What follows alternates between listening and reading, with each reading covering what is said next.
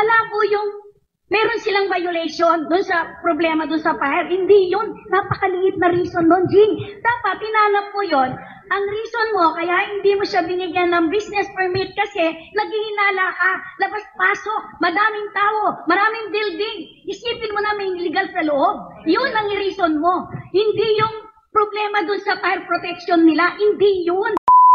Hindi mo nakita yung problema na illegal na marami sa loob. Dapat yan, nilusob nyo, ni-raid nyo. That's why we contact a joint inspection team kaso po na hindi kami pinapasok.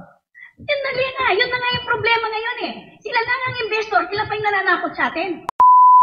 Wala silang karapatan na bawalan kang pumasok sa loob. Bakit? Sino ba sila? Binili na ba nila yung Pampanga? Binili ba nila ang Porac? Sa kanila ba lahat yan? Naglilis lang sila eh. Investor lang sila eh. Bakit mo pinabayaan hindi ka papasukin? Mr. Chairman, Board Member Ananias Canlas, Honorable Board Members, and all here present in this August Hall.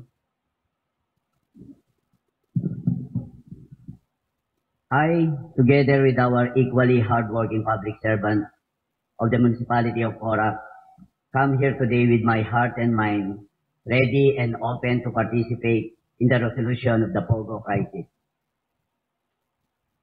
Payakman po ang aming munisipyo, nagawa naman po ang inyong mga lingkod, bayan ang aming mga trabaho. Una, hindi namin tinayagang magka-permit ang Lucky South 99 sa taong 2024 dahil kasama ito sa negative list ng Bureau of Fire. Naging maigpit po ako sa aking direktiba na hindi papayagan na bigyan ng permit ang kahit na anumang negosyo, maliit o malaki, kung hindi sila makapasa sa requirement ng fire clearance. Ikalawa, nagawa po namin simulan ang inspection, May 3 pa lamang, pero hanggang holding area lang po ang ating inspection team at hindi pinapasok.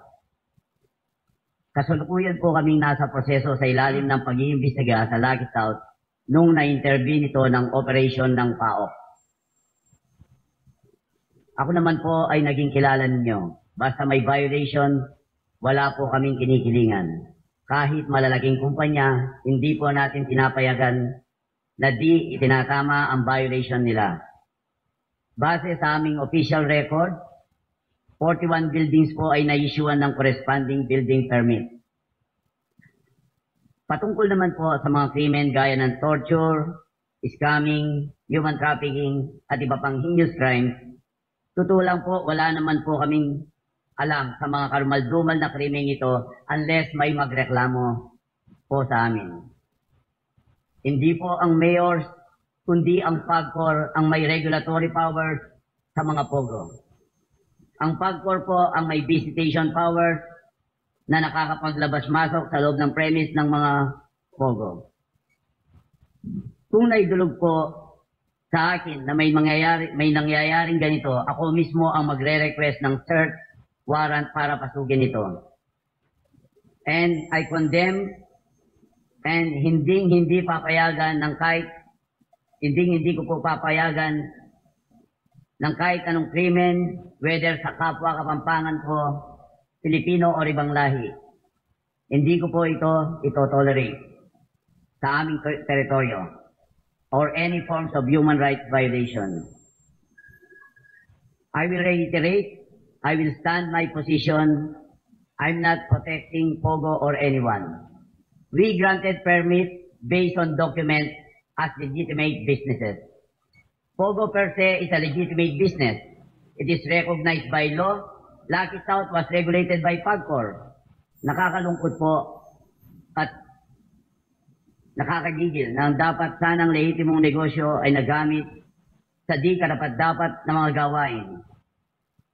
Asahan niyo po na 10 ng aking mga kasama sa munisipyo na kaysa kami na doon lamang kami sa kung ano ang totoo at ano ang tama. Wala po kaming tinatago at itatago. Salamat po sa pagkakataon na binigay ninyo sa amin, Sir Chair. Salamat po. Manay, I'd like to recognize the presence of our Vice Governor.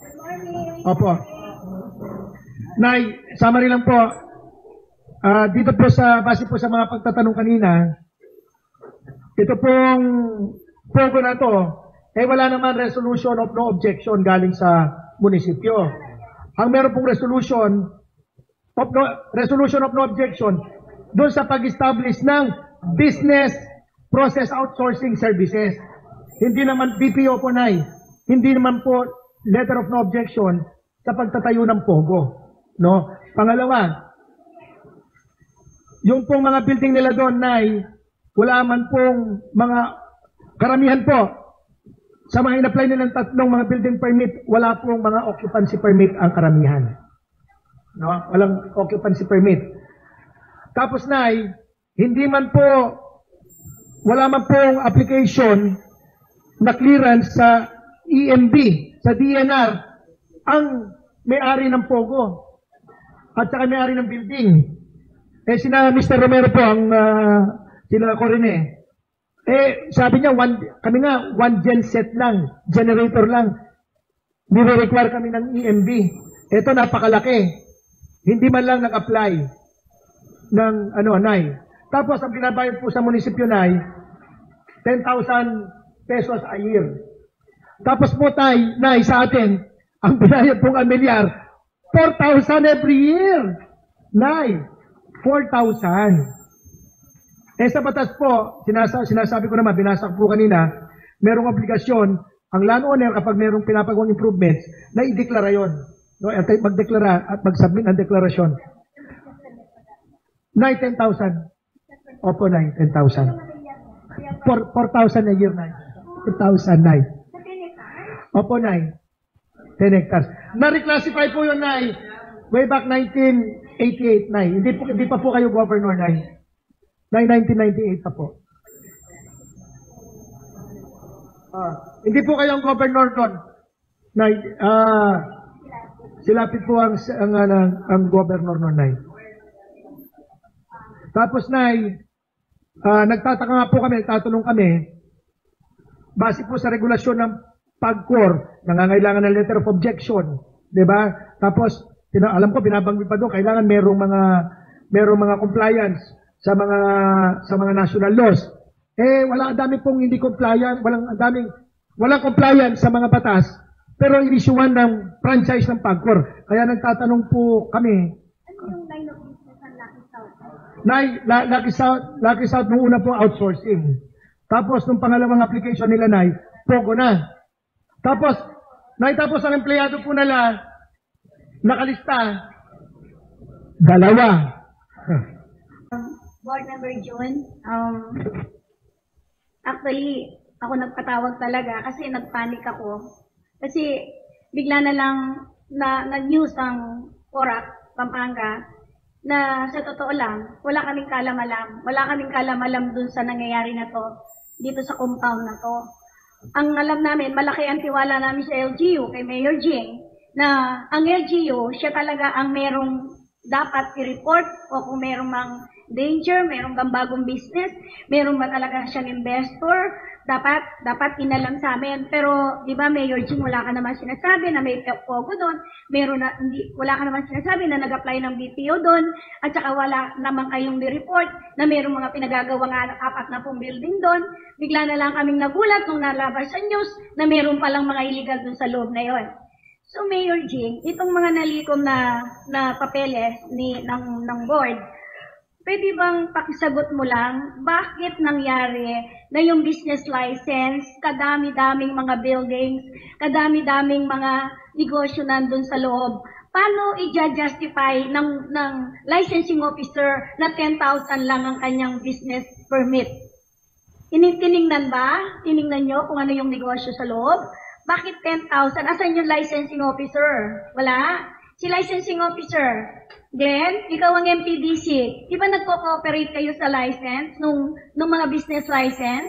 Kayo nagkukwenta kung ano yung pananaw mo, kung ano yung sayo? Nung time na po yun, municipal engineer na po ako. Hindi na po ako yung municipal planning. Hindi, wala ba yung licensing officer mo, Jing? Meron. Asan yung licensing officer? Asan? Ikaw ba yung licensing officer? Vice Gov, wala pa, hindi po ako yung licensing officer. Kasi nakreate pa lang po, bago pa lang po nakreate yung BPLO ng PORA. So wala pala talagang item yung licensing officer. Yes po. So ikaw, nag-take over ka kailan? 2017 po, under Oh. Treasurer's Office po, clerical. Oo nga, pero 2017, ikaw na yung nagbibigay ng mga business license sa PORAC, di ba? Under the Treasurer's Office po, for assessment lang po and clerical. Pero whatever, lahat ng licensing officer under ng treasurer, kayong magko-coordinate dalawa. Sasabihin sa'yo ng planning officer mo, sasabihin ng treasurer mo, ito yung bigay mo na alaga dun sa business license. Conforme dun sa kanyang korporasyon, ano yung tatagal niyang negosyo, di ba? Hindi mo ba in-assess? Bakit ka pumayag na 10,000 pesos lang a year ang ibinigay mong permit sa kanila na ganun lang yung ibayad sa inyo sa PORAC? Saan mo binasi yun? Naka-attach po siyang BIR, from BIR na zero income. Tapos, inaano niya po, Your Honor, yung kanyang, dalawa po kasi laging dinadala niya pong business, which is the whirlwind and Hindi Lucky pwede South yun, po. kasi newly corporation lang siya, so wala pa siyang tax.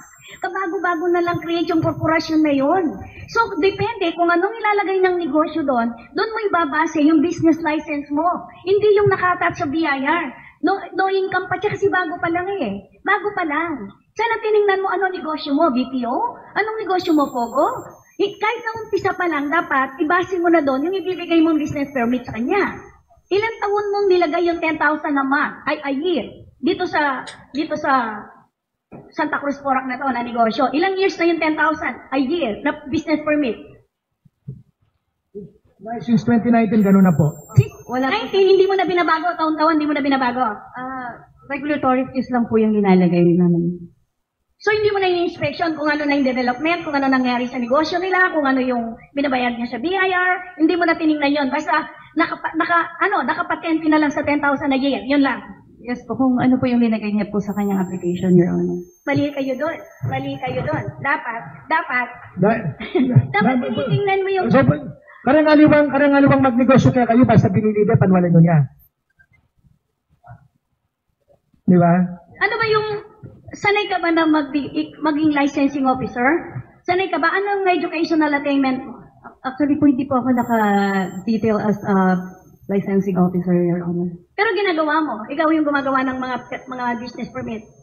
Binigay po assignment sa akin from treasurer, tapos po, yun po, hanggang Kahit ibigay na yung treasurer sa'yo, responsibilidad mo pa rin yung assessment. Hindi yung treasurer ang biniblame mo. Lahat ng licensing officer, under siya na treasurer. So, ibig ko lang sabihin, bakit nakapatent ito? Hindi na ba nagbago itong negosyo na to? Hindi na ba sila nag-improve? Wala na ba silang kinita? Kasi it depends sa negosyo kung kumikita, kung malaki. Pataas ang business permit mo. Anyway, ganun na nangyari. Up to December 2023, 2024, 10,000 a year ang kanilang business license na nirelease mo. Meron kang nirelease na business license ngayong 2024 o hindi ka nag-release ng business permit?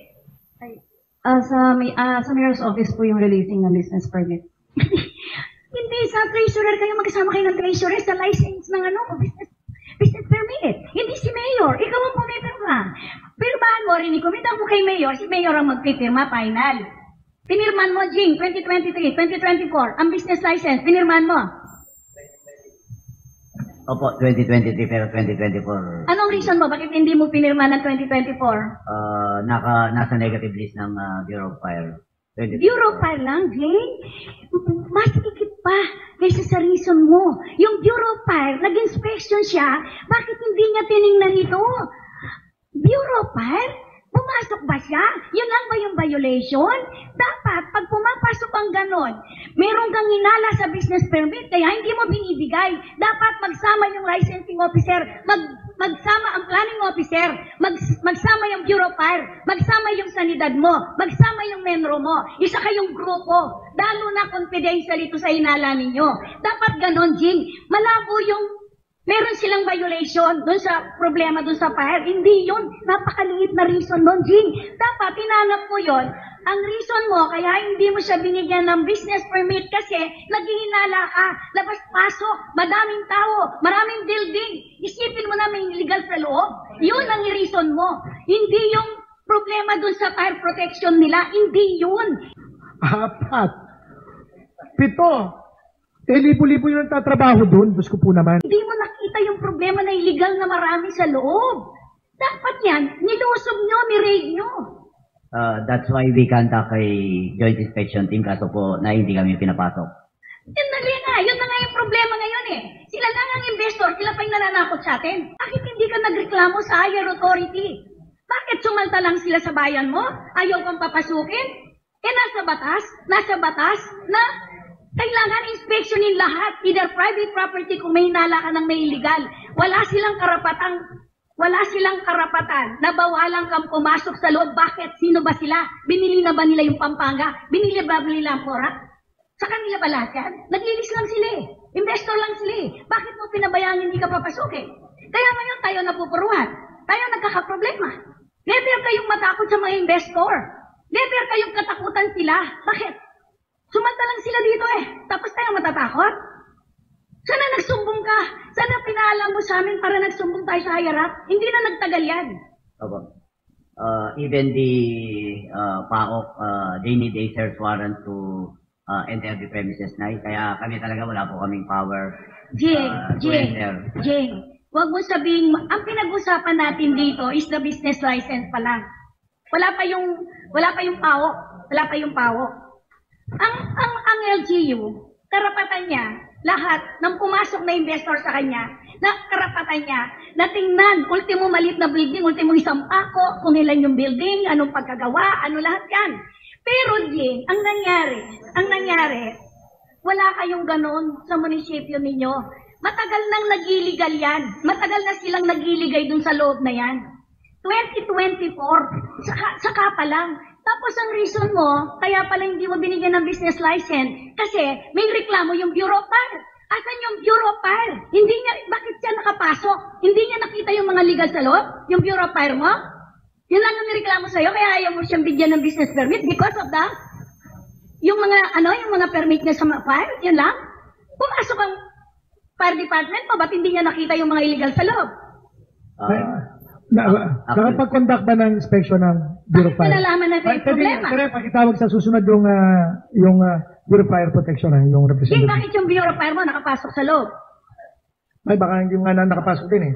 Hindi rin nakapasok na. Bakit kasi dinadahilan mo ngayon sa press con mo? Kasi yung fire protection ang problema, kaya hindi mo sila binigyan ng business license. Hindi nagsisinungaling din siya rin hindi siya nakapasok.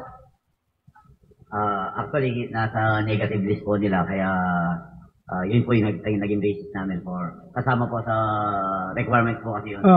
Isa lang yun sa requirements, maliit lang yun. Kailangan lang na ng fire extinguisher yun, no? Kaya wala nga occupancy permit. Kaya ngayon pwede nga yun eh. So anyway, napansin ko lang, Brian, so po, ba't walang pirma yung applicant sa business permit? Ganito ba? Computer generated ba to o talagang hindi pinipirmahan? Walang pirma, oh? Computer generated po. Yung mga application niya may pirma. Meron po. Bigyan nyo kami yung kopya, yung ano niya, yung may pirma na application. We will submit, Mr. Chair, the copies of the application. Oo, kasi very misleading to. Di namin alam kung kailan ito eh. Yes, we will do that. Di ba? Yung assessor, nasaan? Assessor. Magkano ang amilyar na binabayaran nitong 10 hektarya nitong yung may-ari ng ano na yan? Ng lupain na yan? Based on records po, more or less 4,000. 4,000. 4,000 a year! Bali na 4,000. 4,000 a year! 4,000 na eh.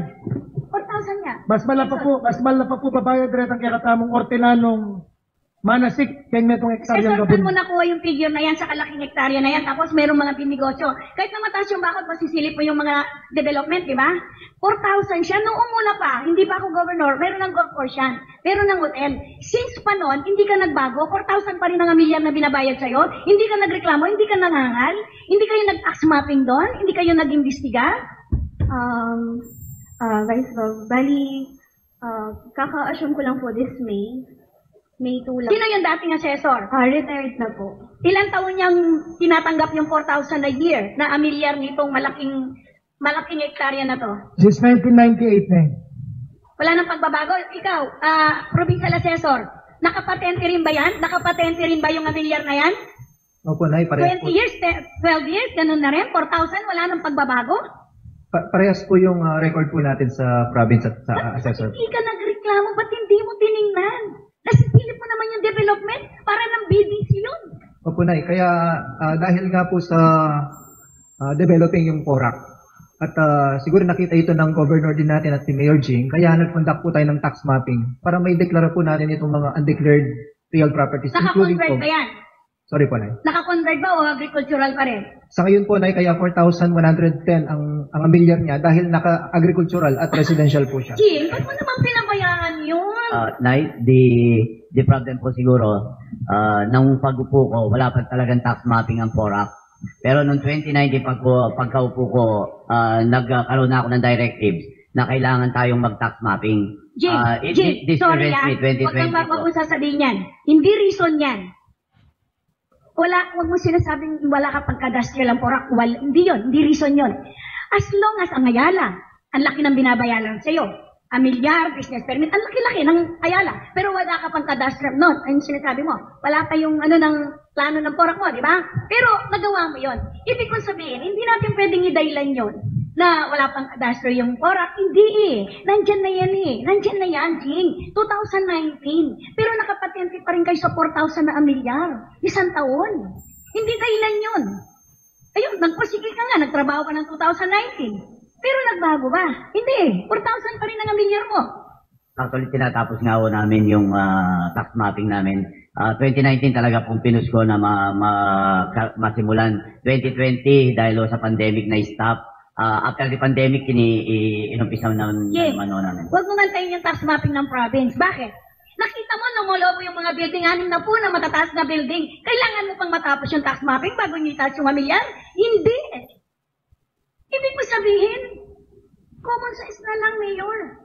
Lumulobo to. Parang isa ng city ang lawo. Pagkatapos, antayin mo pa yung tax mapping ng probinsya para itaas mo yung amilyar nila? Hindi. Kailangan automatic, mag-desisyon ka na. Uy, magbayad ka ng 1,000 amilyar mo kasi sobra na yung development mo dito. Hindi mo na kailangan yung tax mapping. Mayor, ang tax mapping, yung mga palayan na dating residential, yung mga establishmento na dating agricultural, naging commercial. Pero ito, 1,000 square meter.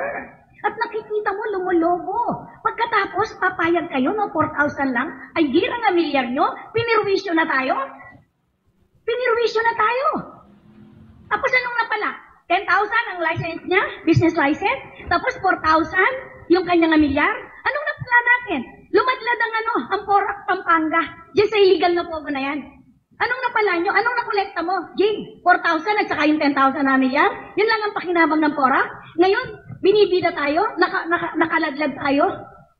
Ang nagbabayad po ang Whirlwind, Nay, based on the records na binasa ko kanina. For the record, yung binayad ng Wilwin, hindi real property tax yun. Hindi amilyar yun. Ang binayad na yung building permit fees at other fees and correction dun sa hindi amilyar. No, 10 million yan. Kasi sa mga building permit, mahal yan eh. No?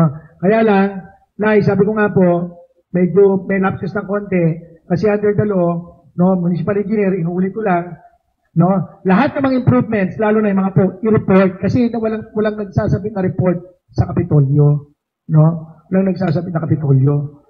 Kaya, yun ang mga naging problema natin, hindi lang sa taxes. At saka Nay, isa siguro dapat itanong din natin sa PAGCOR, bakit inahayaan nila na-issue ng permit, walang occupancy, in-issue ang PORAC, no? Walang clearance na nagmula sa EMB. Mga environmental compliance and environmental impact assessment. Hindi lang, June. Iba yung no objection nila dapat, hindi pogo ang nakalagay dun sa loob. Kaya po, BPO yung kanilang no yung objection. nakalagay na letter of objection na resolution, hindi naman sa pogo. Bakit ka nagkakaroon? Bakit in-approve ng PAGCOR? Wala kayong, dapat no objection kayo sa pogo. Bakit walang nakalitaw na pogo pero yung ino-operate pogo? BPO yung nakalagay sa inyong no objection. Kaya nga, Nay, dapat may tanong natin sa PAGCOR yun kasi sila ang issue ng prangkisa at permit. Hindi ba Umani naman ito ng iba't ibang reaksyon mula sa ating mga netizens. Ayon kay Michael, dapat gayahin ng mga mayor sa buong bansa si Pasig Mayor Vico Soto na pinasara lahat ng pogo sa Pasig. Pahayag naman ni Cristina Cabaluna, resign ka na Mayor, protector ka talaga. Kalokohan yang sinasabi mo, di ka nga makapagsalita na walang binabasa. At ito naman ang saloobin mula sa ating kababayan na si Eddie de Mesa, malaki ang pera na natatanggap ng mayor ng Porac. Mayor ng Porac, tell that to the Marines. Mga kababayan, feel free to comment below para maglabas ng saloobin sa balitang ito.